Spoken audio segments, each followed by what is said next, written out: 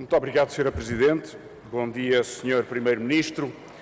O Sr. Primeiro-Ministro acabou de lembrar por duas vezes e com grande entusiasmo que as empresas com mais de 2 milhões de euros de lucro pagam mais impostos.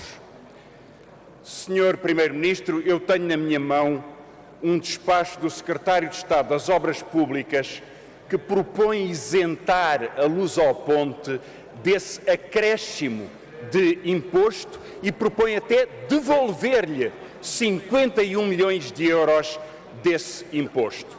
E como o acordo com a Lusoponte é feito hoje, no último dia útil do mês de março, eu queria que me explicasse, Sr. Primeiro-Ministro, como é que é possível que nos diga uma coisa e assine outra decisão.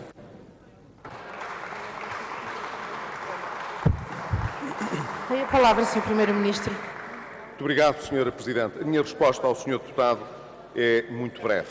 O acordo com a Lusoponte foi assinado ontem. Não hoje, mas ontem, Sr. Deputado. E não, Sr. Deputado, não inclui qualquer compensação à Lusoponte relativamente àquilo a que se designou como derramas estaduais resultantes de variação de impostos. O que se vai passar, Sr. Deputado, é que hoje se fará o acerto com a Lusoponte de modo a que haja restituição daquilo que a Lusoponte ficou em avanço por garantia da transferência efetuada em março do ano passado relativamente à compensação das portagens na ponte 25 de Abril durante o mês de agosto. E essa revisão de mecanismo está feita, Sr. Deputado, e, tal como ficou prometido, será registado para que no futuro estas situações não voltem a ocorrer. Obrigado. Deputado Francisco Louçã tem a palavra. Muito obrigado, Sr. Primeiro-Ministro. É a segunda vez que desautoriza o seu Secretário de Estado, porque já conseguimos a devolução dos 4 milhões das portagens, não podia ser de outra forma, e diz-nos agora que não aceita a proposta do Secretário de Estado para entregar 51 milhões de euros de derrama à Lusoponte. Ainda bem que é assim. Se de debate em debate se ganhar 4 milhões uma vez, 51 milhões outra, a coisa irá melhor. O problema, Sr. Primeiro-Ministro, é que o Sr. Primeiro-Ministro, só há pressão, é que por vezes vai lá. É que hoje vai assinar outro acordo. E esse acordo é da venda do BPN. E bem gostava eu que me dissesse que vai voltar atrás. Bem gostava eu que me dissesse que não vai dar as benesses. Porque fazemos a lista. O senhor vai vender a uma empresa angolana e portuguesa que tem 32 milhões de euros de capital. Vai vender por 40 milhões... um banco em que o Estado enterrou 8 mil milhões. Só este ano enterrou 600 milhões em capital. Garantiu um empréstimo de 300 milhões. Uma linha de crédito de mais 200 milhões. A cobertura de todos os litígios judiciais de 303 milhões. E continua por aí fora a possibilidade de escolher créditos em 200 milhões e no orçamento retificativo 1.100 milhões para as empresas tóxicas do BPN.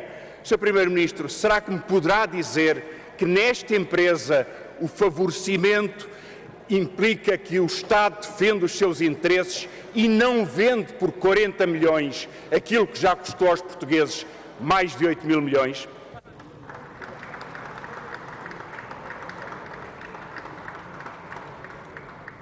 Tem a palavra, Sr. Primeiro-Ministro. Muito obrigado, Sra. Presidente. Sr. Deputado, eu sei que gostaria de valorizar a sua intervenção neste processo e todos os senhores deputados que intervêm em processos públicos desta natureza são, evidentemente, reconhecidos e bem-vindos em todos os processos públicos.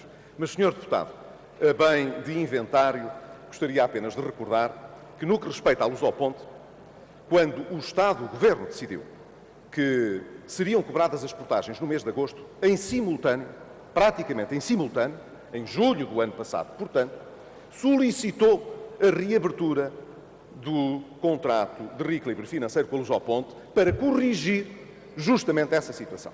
A razão porque ele não ficou concluído até setembro, data do pagamento seguinte à Lusoponte, deveu-se à simples razão de que o processo precisava de ser também mediado pela entidade reguladora e não houve condições de o concluir até setembro. Mas, Sr. Deputado, foi dito e assumido que faríamos tudo para que este processo ficasse concluído até ao final deste mês, de modo a que no pagamento seguinte esse processo ficasse encerrado. E ficou, Sr. Deputado.